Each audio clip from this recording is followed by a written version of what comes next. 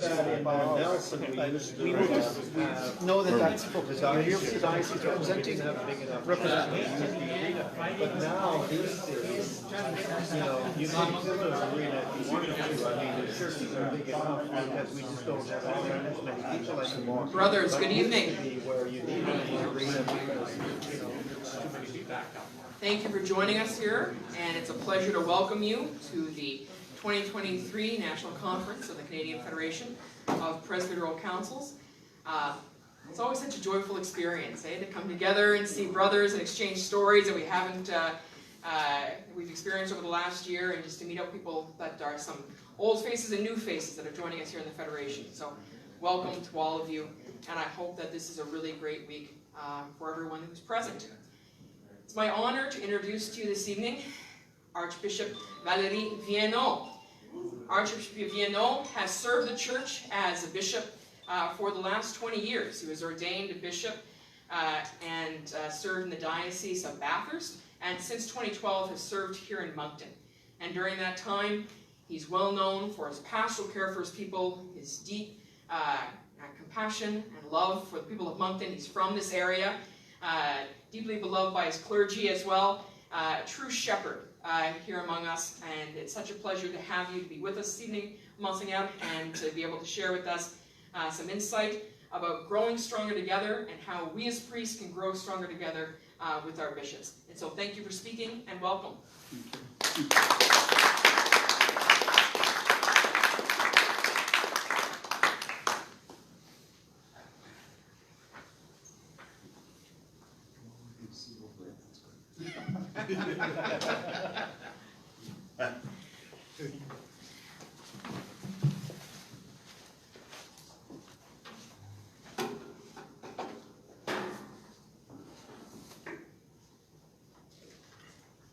Good evening.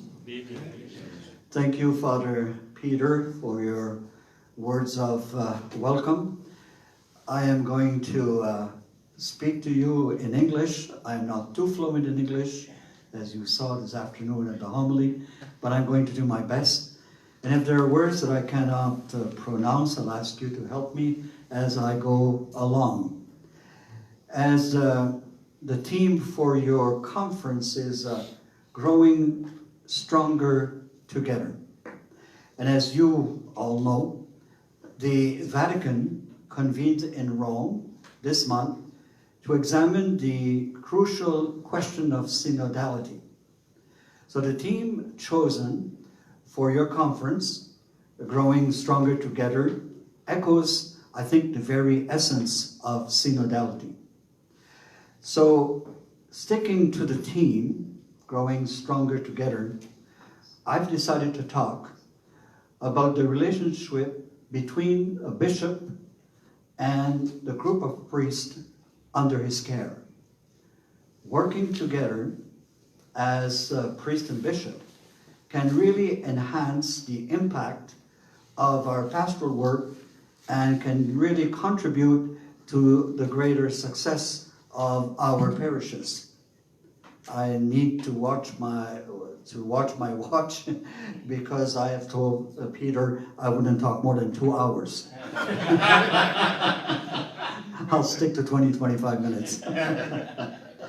So I have been a bishop for 21 years, starting, like Father Peter said, 10 years in the Diocese of Bathurst, and then spending the last 11 years here in the Archdiocese of Moncton.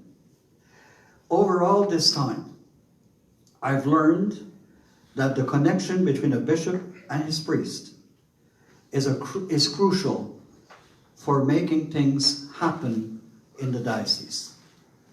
And after being in this role for 2 decades, it is clear to me that how well the diocese and the parishes do depends a great deal, not totally, but a great deal, on how the bishop gets along with his group of priests.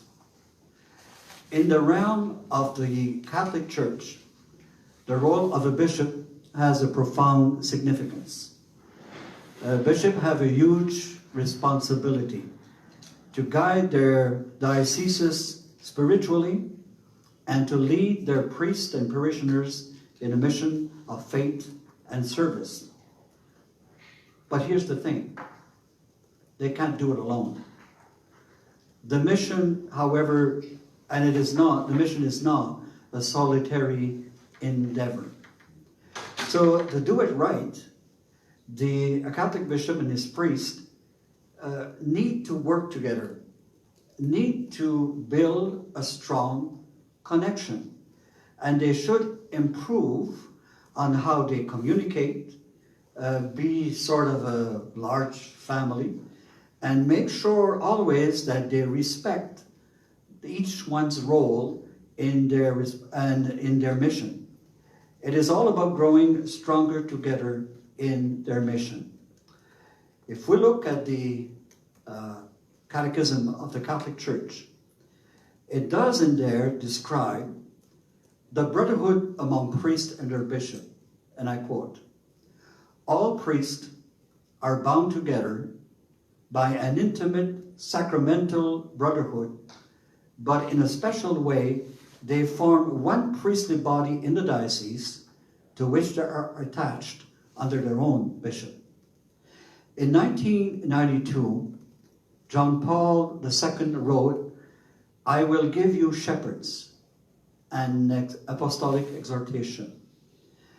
The document addresses the role and the formation of priests. And that document is an important text in the Catholic Church to help understand the need for priestly formation and also the role of the priest today in the modern world. And John Paul II summarizes also in that apostolic letter, he summarizes in a way the teaching of Vatican II on that issue. And I quote the Pope, "The ordained ministry has a radical communitarian form and can only be carried out as a collective work." While I was reflecting and preparing this talk, I came across an article written by Tom Gallagher in 2009 in the National Catholic Reporter.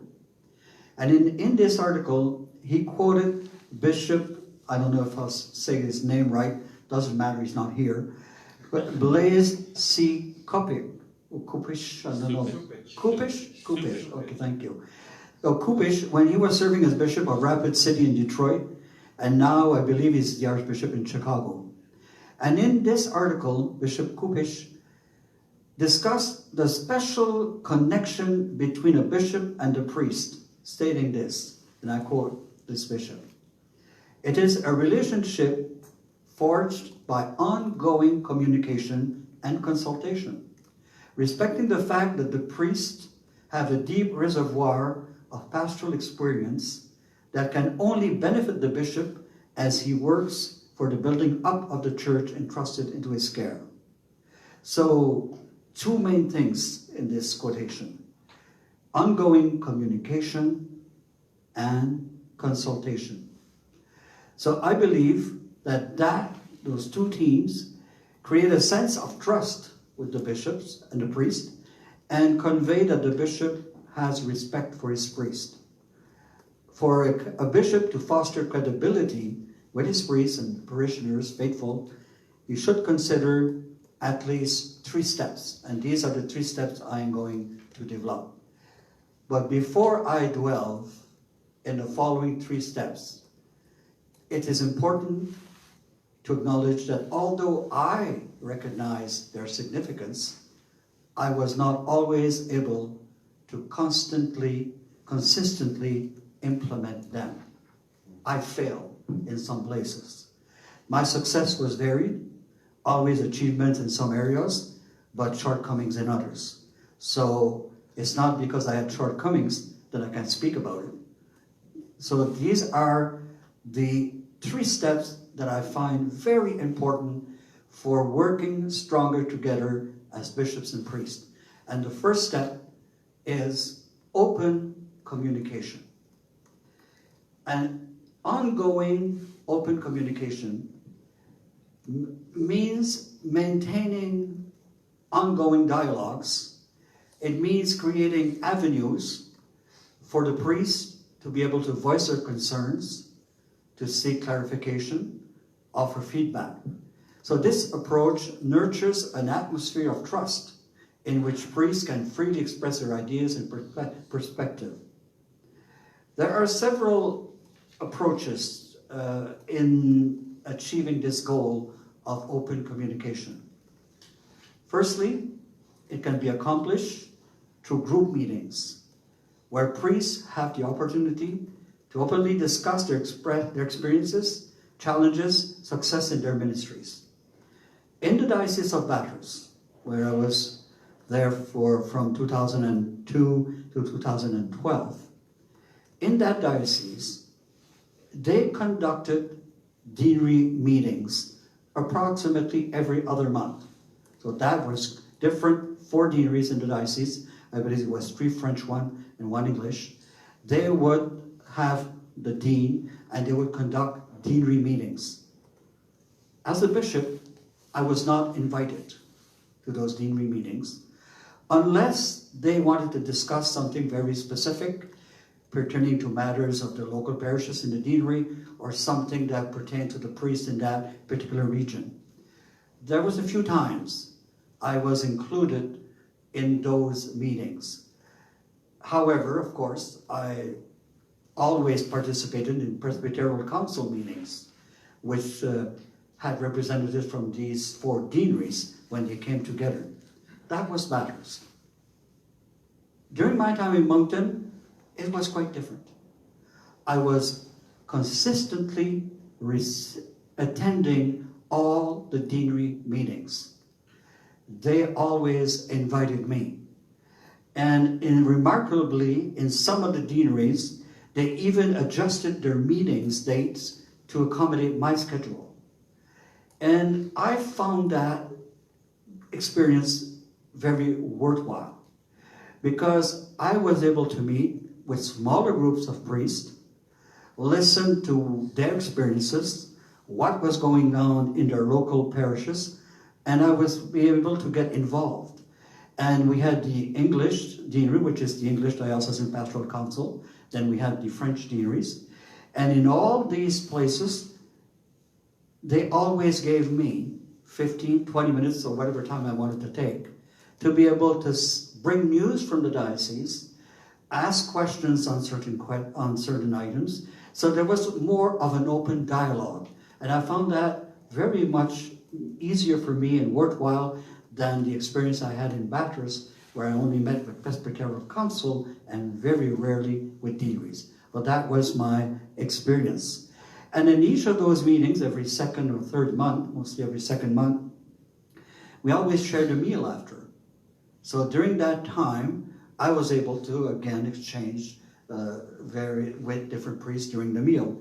And furthermore, some priests took those occasions to seek private moments to converse with me, either before the meeting, after the meeting, or saying, Bishop, can you stay a few minutes after the others? I need to talk about something.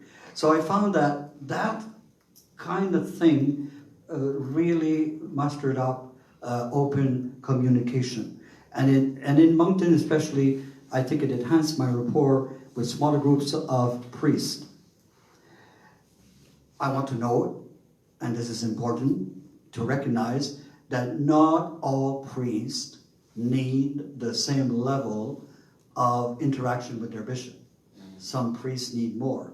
But you come to know as a bishop who are the priests that need more, and you have to be attentive to them before or after meetings. So another thing I try to do for open communication and ongoing is when a priest asks for a meeting with me, call up and say, Bishop, I need to talk to you about something. Can I have a meeting with you? I always make a point to maintain an open schedule. If a priest comes in, let's say at 2 o'clock, I will never make another appointment at 3. I'll leave it up open. If he needs to speak for an hour and a half, 2 hours, whatever, I will not have to say at the end, we have to go because I have another meeting. I always try to do that most of the time. And I found that was really important because as a bishop, I find you need to dedicate time to listen to the accomplishments of the priests, because they're the workers, they're the ones that do the mission, they're the local guys, and that's where the church is built, not in the bishop's office. It is built locally in the parish. So I try to give ample time, address their inquiries, and alleviate any reservations they might have, to the best of my ability. So the practice to me was very important. If we want open communication, we need to be able to give time, and allot time for discussions. Primarily because, as I have said, the church, for me, resides in the local parishes rather than solely within the diocesan offices. So a bishop needs to give time to his priests. So open communication. The second point is active listening. You can have open communication. You can be sitting with a priest a number of hours, but that's not sufficient. There must be active listening. And the bishop needs to demonstrate an ability to listen without immediately offering solutions. And I have that fault. Sometimes somebody will come to me and I already have the answer in my mind and don't even know the question. But I tend to do that. So active listening. Listening without immediately offering solutions. And the bishop should showcase the skill of active listening, refraining from promptly proposing solutions. This type of listening holds two main points. There are two good reasons to do that. First, if I'm able to do it, it communicates to the priest that I hold his insight and experience in high regard. If I propose a solution without even knowing the whole question, it's like saying to the priest, what you're telling me is not that important. My answer is more important than what you're going through. So to communicate to the priest that I hold his insights and experience in high regard, I have to deeply listen to what he's saying. And oftentimes, also, on the other hand, giving sufficient time, the priest will oftentimes discover his own solutions to the challenges he is faced with. Because through dialogue, through explaining to the bishop his experience, he himself will find a lot of times a solution, saying, oh, maybe I could do this. Maybe I could try that. What do you think about this? And he comes to his own solutions. Many priests they all possess the knowledge of what must be done.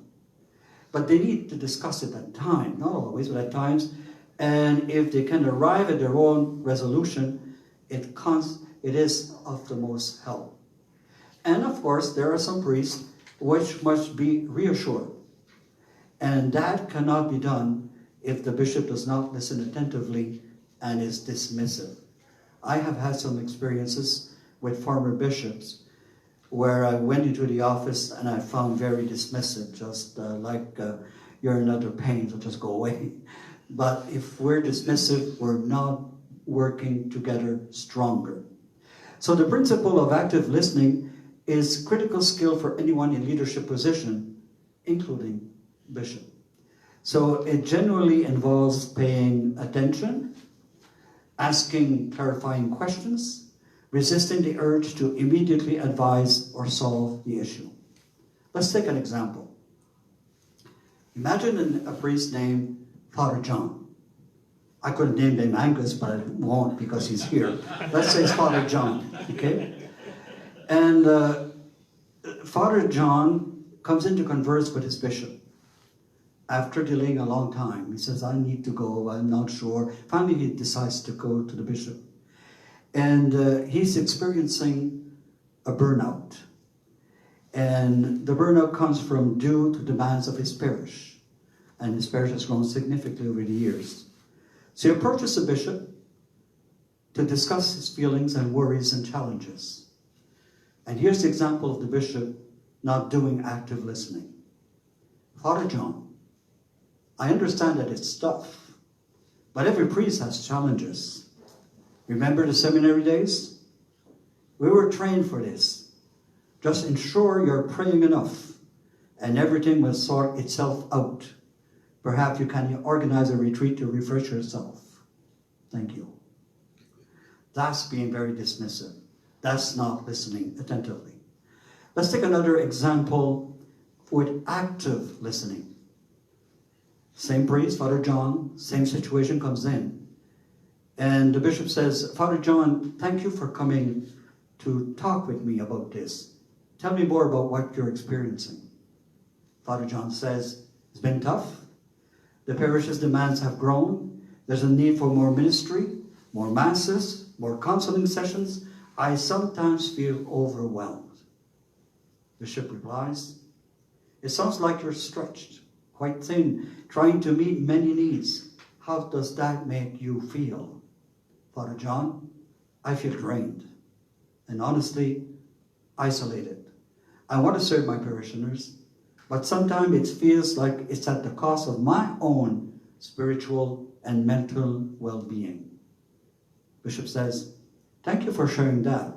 It's important to recognize and address these feelings. Let's explore some way to support you.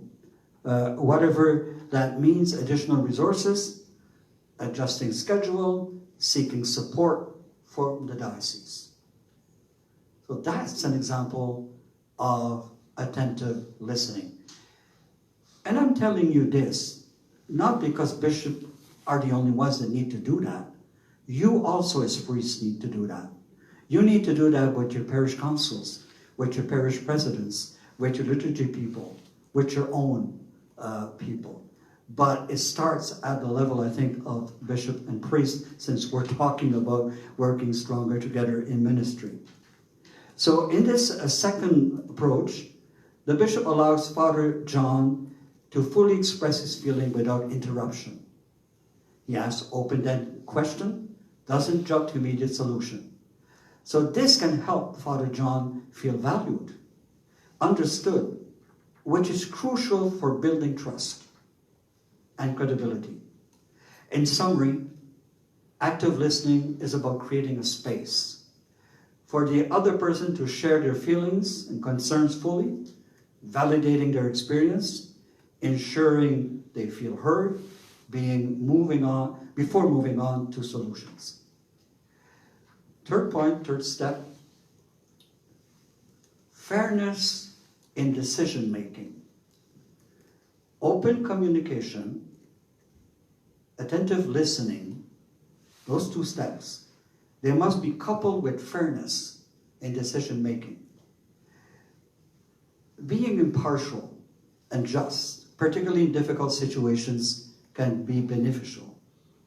Priests should feel that they're treated fairly, regardless of their personal relationship with the bishops.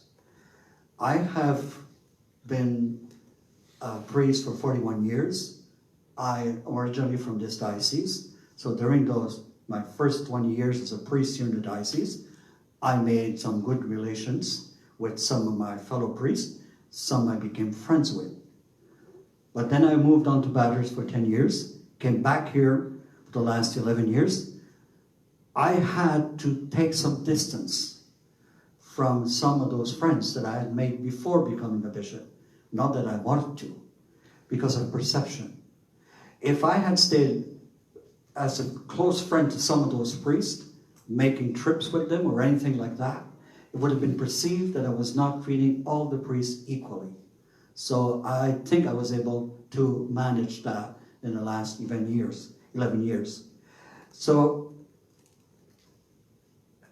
the person has to feel that he is treated equally. Fairness in decision-making is a fundamental aspect of any productive relationship. And it's a crucial role in dynamics between a bishop and his priest. What does fairness imply?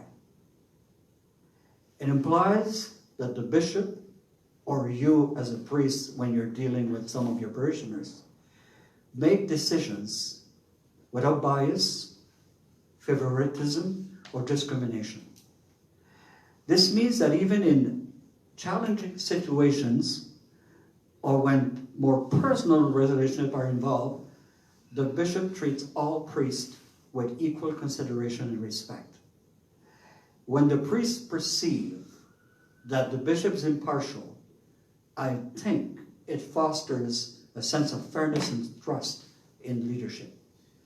Priests should have confidence in the bishop's ability to make fair decisions.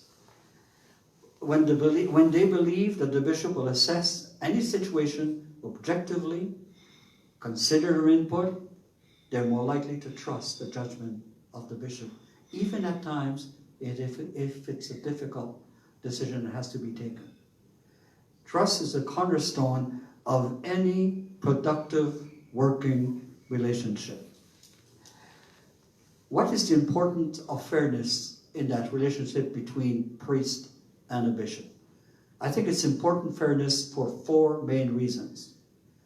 First, it helps to minimize resentment.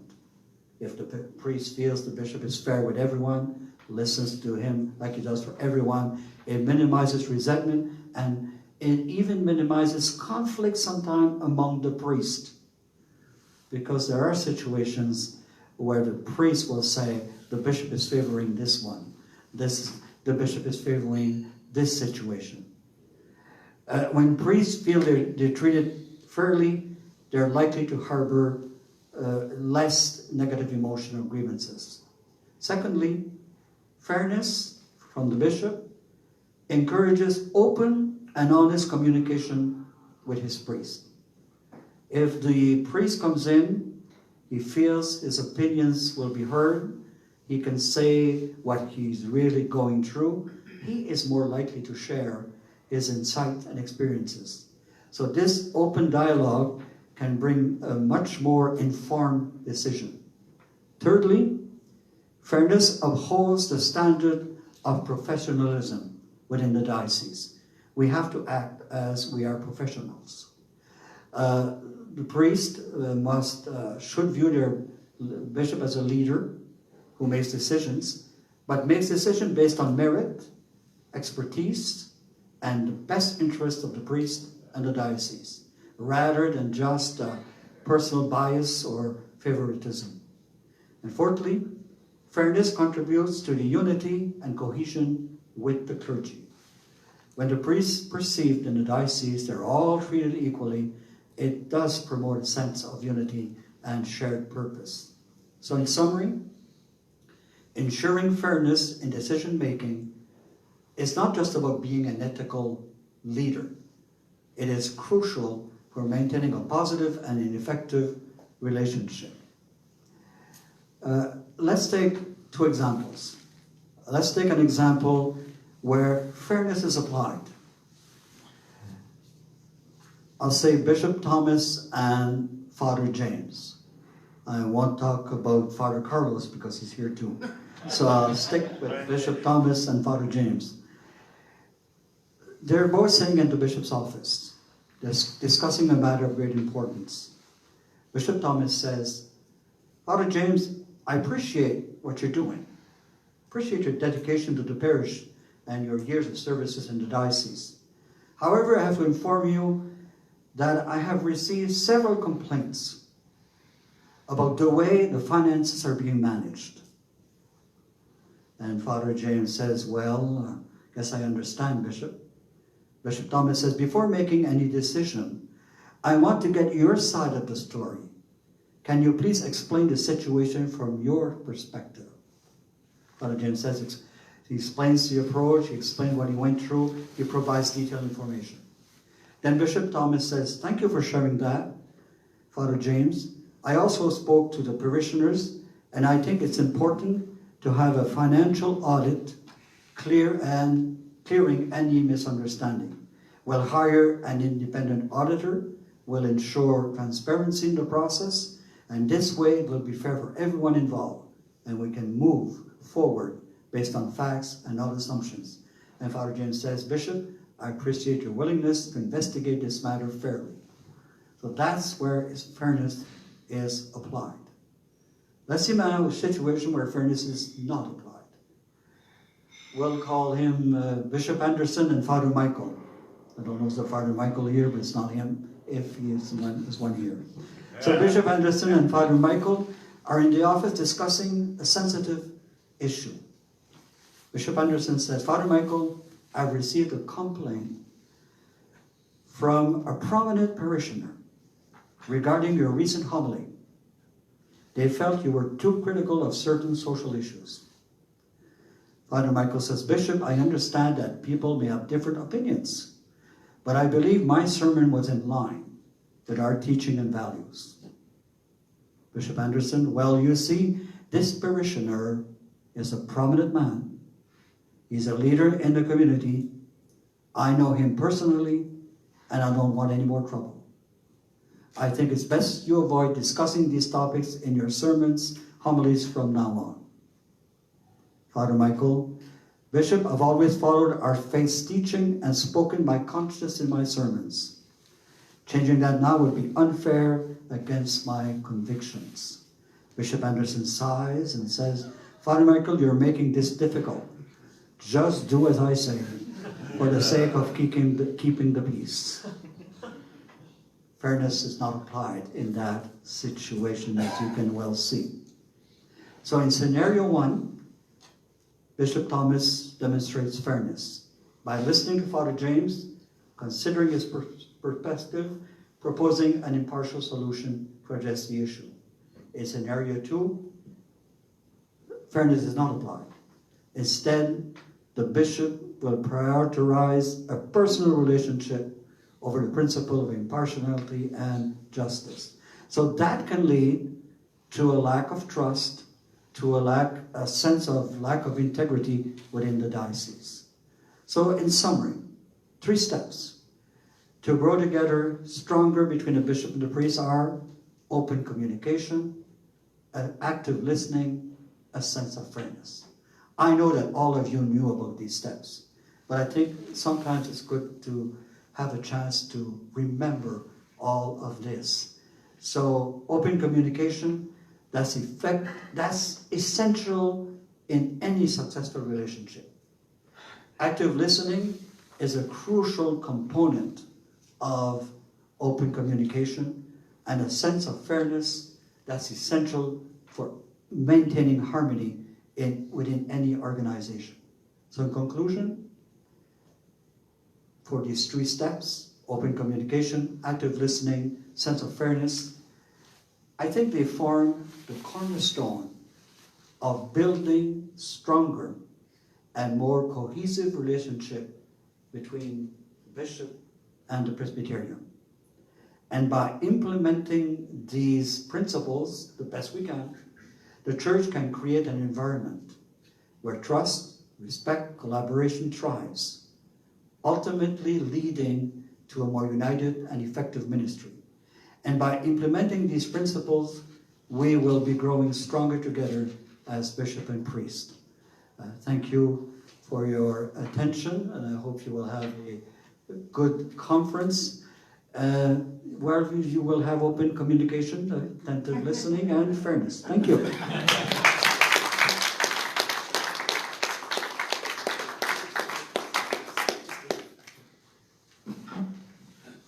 So, dear Bishop, first of all, I was crafting a wonderful thank you in French when I took your line. I was going to say, please excuse any words that needed correct pronunciation. But then I realized I only knew merci beaucoup, bonjour, and John Bellevaux. And so I was troubled in... Dear Bishop,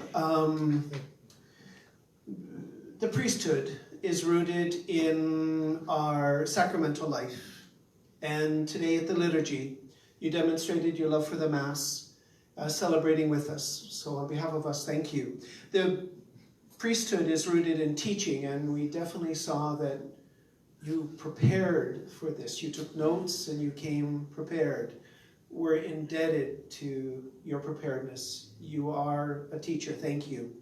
And so the third munera, or the third work that we do, is that of service. So I'm here in front of all my brother priests. I will serve you the first drink tonight at the hospitality. On behalf of the Presbyteral, thank you very much for joining us. Thank you very much.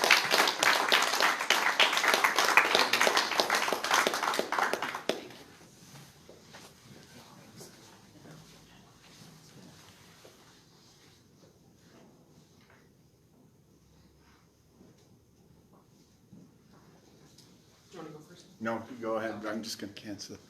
Just a couple of very brief